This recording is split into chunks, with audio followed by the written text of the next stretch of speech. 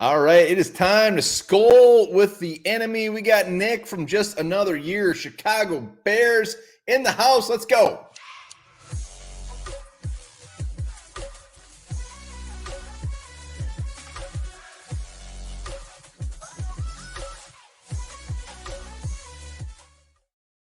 All right, welcome back to another episode of the Onebar and Lupagus show. I'm Onebar, but it does not matter who I am. We got Nick from Just Another Year, Chicago Bears in the house. We're ready to skol with the enemy. Nick, how you doing, buddy? I'm doing good. I literally cannot wait for Sunday at noon. It's going to be a lot of fun. Man, I've watched a handful of your shows. It's fantastic. Everybody, link will be down in the description. Be sure to go over there and give them a sub. How many are you at right now? I'm at about 6988, so I'm almost at 7,000. Let's help them get to 7,000 before Sunday. Hit that link, do it. Good stuff. What I love about Nick is he's just like every Viking fan. He is drinking the Kool-Aid. It is not over until it's over. Very positive. None of this negative Nancy bullshit. He brings it, and it's fantastic. So check out the show and give him a sub for sure. Thank you. And Lupagus tried to join. It turns out he reverted to dial-up internet, and things were just not happening. So this is going to be a two-man show tonight. It's going to be great. But you mentioned it. So you're looking forward to Sunday. And like I said, I've seen your shows. And you're feeling pretty positive going into this game, which so are Vikings fans. But at 1-4, both of us at 1-4, I mean, how excited are you for this game? And without Justin Jefferson in the house, I mean, confidence-wise, I mean, are you feeling good about this? Well, I actually was very excited to see Justin Jefferson play because the Bears are getting Jalen Johnson, Kyler Gordon, and Eddie Jackson back this week. Oh. So just putting that out there. I was excited to see what they could do. You got the rookie Tyreek Stevenson, you got Terrell Smith, who had a really big game against the Commanders. And I wanted to see Jefferson out there because it helps make people quiet and the haters kind of quiet down a little bit about the Bears.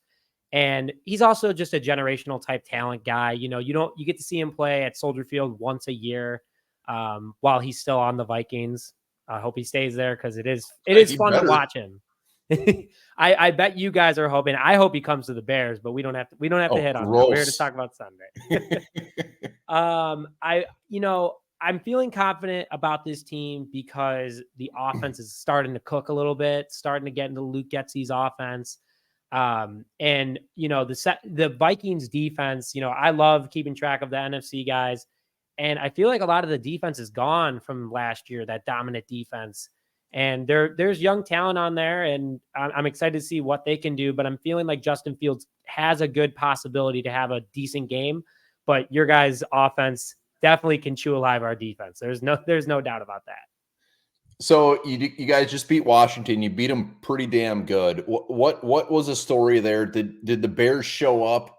Was Washington horrible? Is your confidence high? Is this what you needed to get that in the win column? And now Bears are like, you know what? We're going to run the table. The Broncos game really started it. The Bears came out hot. Justin Fields had a career game. And yes, against a terrible Denver defense, but it was a confidence builder.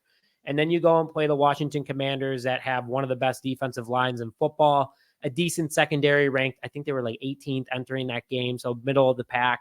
But Justin Fields and DJ Moore connected. You get rid of Chase Claypool. That was a huge thing. As a Bears fan, I hope he has a lot of fun in Miami. That's kind of his speed. But he was just toxic to this team. He brought so much negative energy, and players have been kind of talking about it a little bit. Justin Fields has poked at it, like wishing him the best. Didn't say he was mad about the move.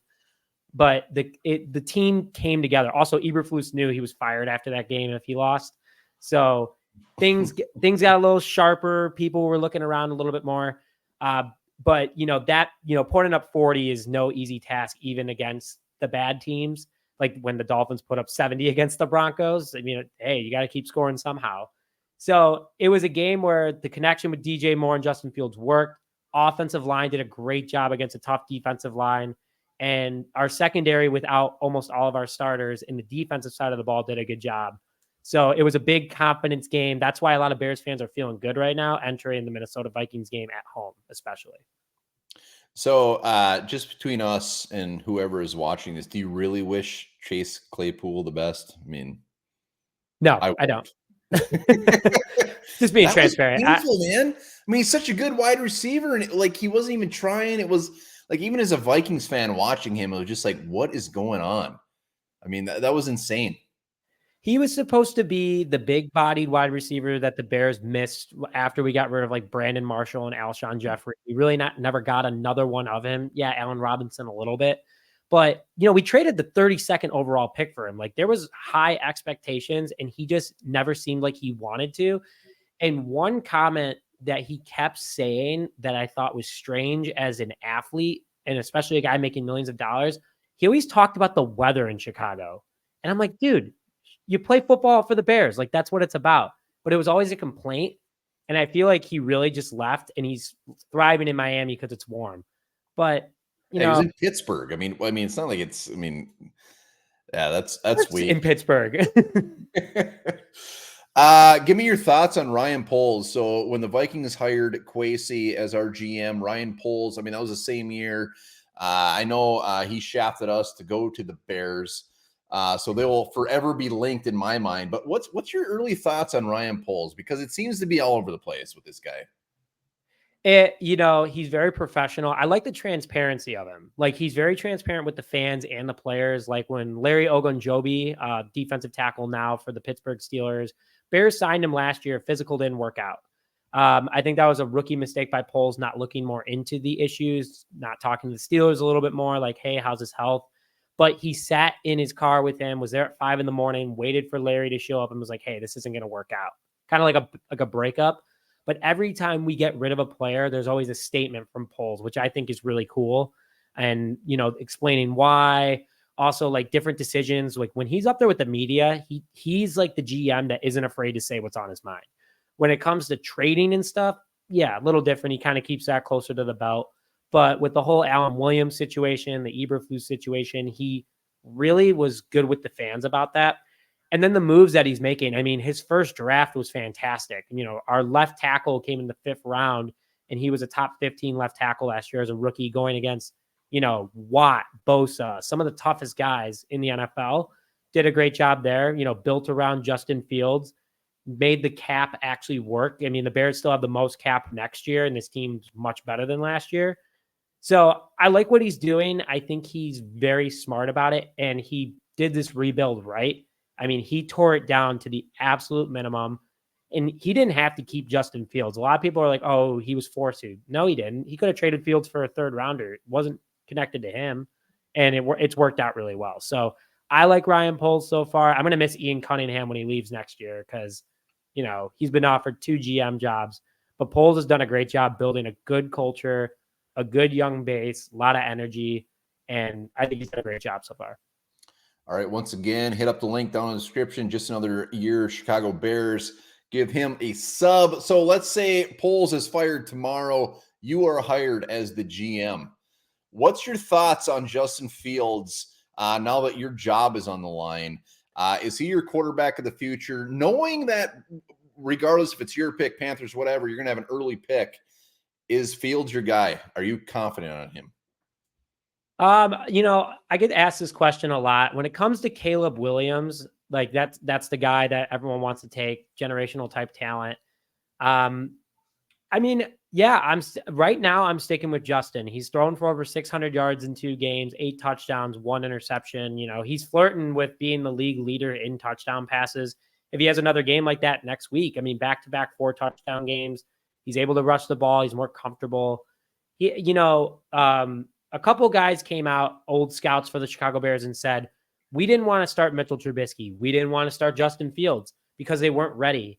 And both of them were thrown out for the Wolves. And now that Fields, year 3, he's starting to get that experience. He's starting to show what he did at Ohio State. It's the NFL. It's a lot different speed. And also, he really didn't have any mentors in front of him besides Andy Dalton, which pocket passer. That's not what Fields is. So Fields had to learn the NFL on his own. I'm sticking with Fields. I think he's the talent. I think he understands the mission of the Chicago Bears.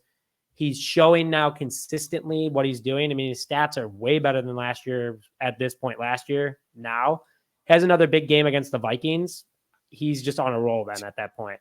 So I'm sticking with him. It's not allowed. No, it's not allowed. Vikings. But I got to be honest. I am a little scared about Justin Fields. There's no doubt about it.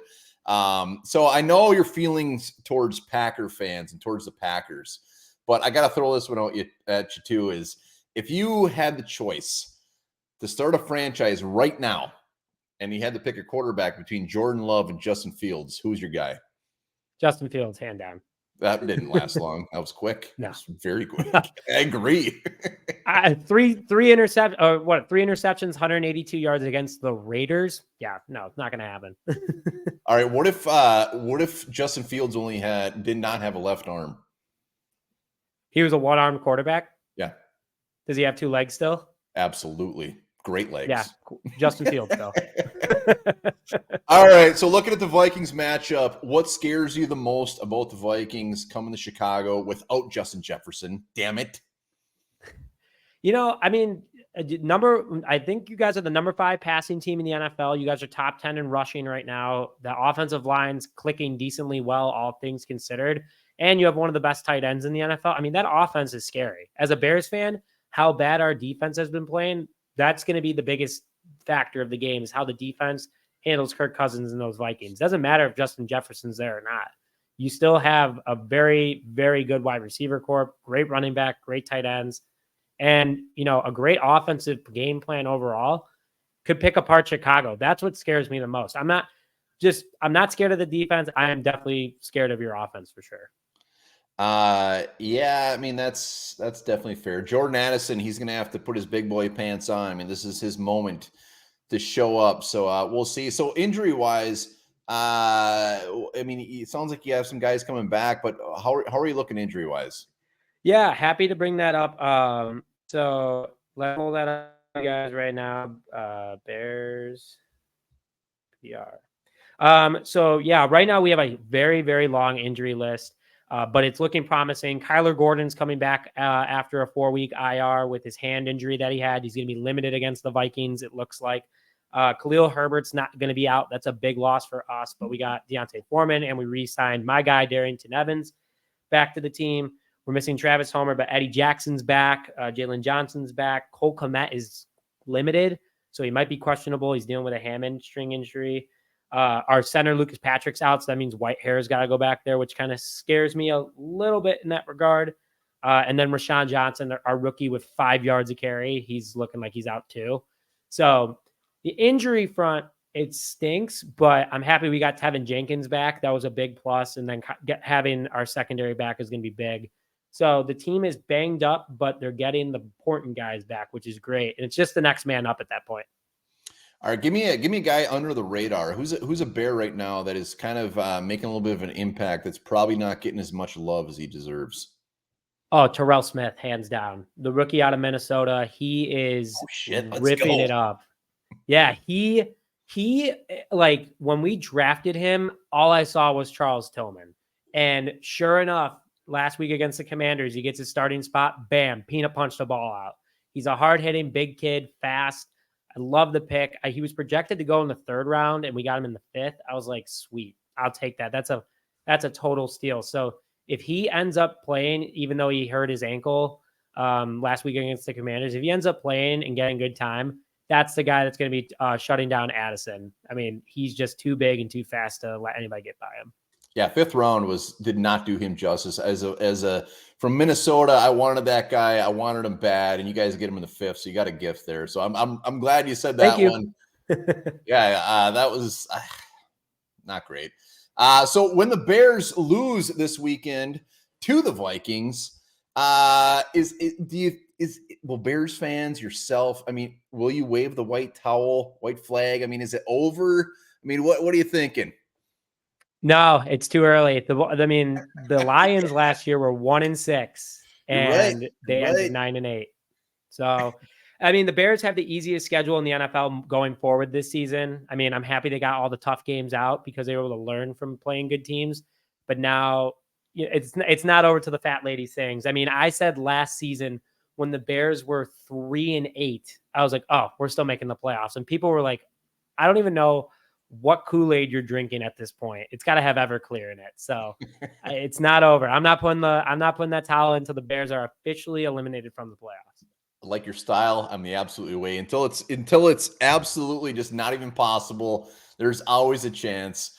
If current starter for the Bears, and the Vikings have a couple of these guys, but one guy that makes you cringe that you're just like, how is he still out there?